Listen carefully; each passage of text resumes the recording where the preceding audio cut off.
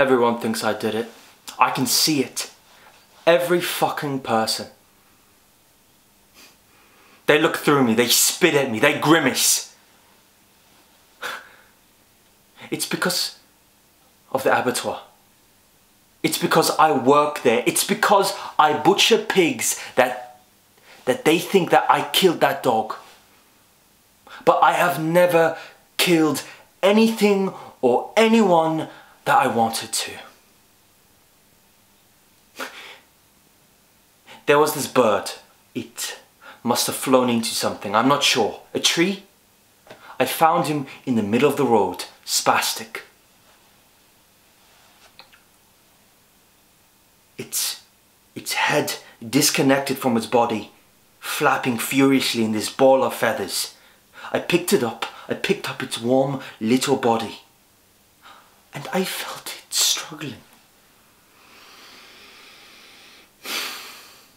I took it home. I had to. I fed it, but I knew. I put it in a shoebox to keep it warm.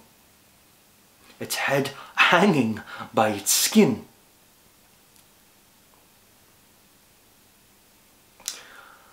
My old air rifle was in my cupboard, the same one since I was a boy. It was detailed with dust. I was looking for my ammunition. I loaded it. And I looked at the bird. Broken. I took the shoebox and I put it outside on the grass, fresh with dew from the cold night before. And pointed. I missed the first shot. The bird shivered. The second hit head. The bird went limp. I borrowed a little grave. And I know a cat made a meal out of it later, but it was the thought. It is the thought that mattered. I did not kill that dog.